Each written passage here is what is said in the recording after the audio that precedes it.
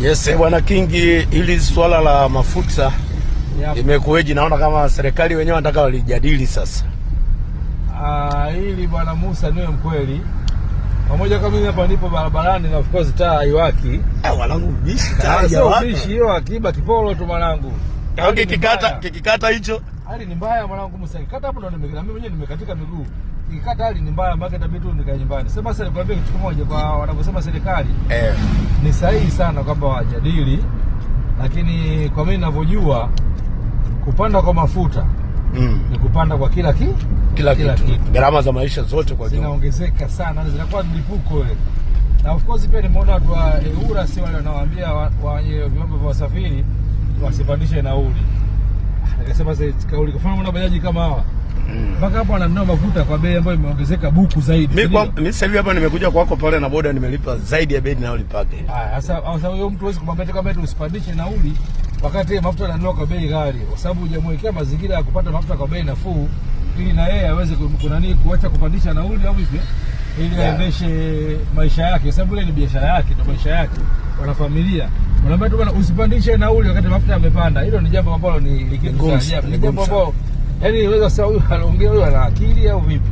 Lakini pia na nimeona pia kauli ya waziri mkuu of course ni sawa, lazima wazungumze, ila sasa shida ni kwamba kama hivyo vitu kama nauli mara nyingi huwa zikipanda ni ngumu sana kushuka. Unafahamu? Waga zishukagi.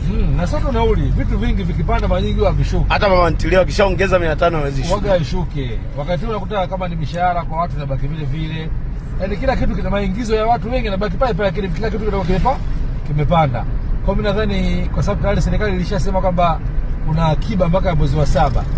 Na mimi kwa ujuzi wangu wa siasa za kimataifa, hii ambush ya mafuta kupanda ghafla hivi ni sababu za kundi fulani dogo tu la watu ambao wao kina Trump.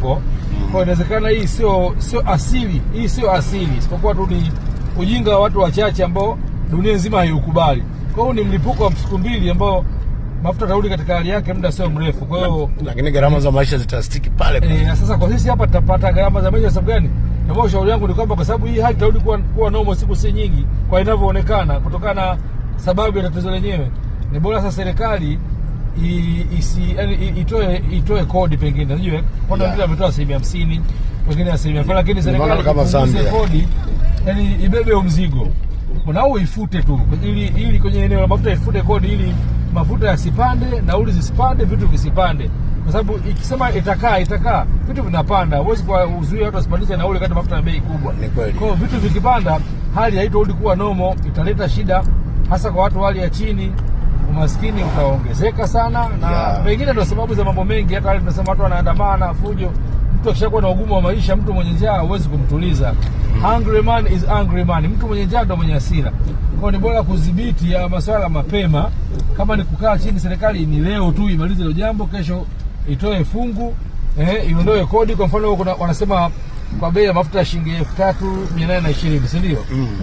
Ukitoa kodi ni shilingi 1000 tu kama hicho. Kwa hiyo ukitoa shilingi 300 tu katika kodi, mafuta yatauzwa kwa bei ya shilingi 3100. Itarudi chini. 300 tu ikitoka kwenye kodi ya serikali. Hasa katika dharura kama hizi unaondoa kodi. Ni wako na baadhi ya nchi kama Namibia, Zambia, unaondoa vitu kama hivyo. Kwa nafikiri ushauri wangu kwa serikali isishindane na huu wakati. Ijaribu kutumia wakati huu kama fursa pia kuwafanya wananchi waone kama inawajali, sawa? Iondoe hicho kipande cha kodi ili watu waweze kupata mafuta kwa bei ya kawaida, na sababu sipana kutoka tu hadharani, wewe bwana usipandishe nauli. Mtu kanunua mafuta bei mbaya, kama upandishe utamzuieje? Utamzuieje? Unakaa tu unakurupuka tu unaongea tu kwa sababu umeshiba. Each one teach one, acha hizo.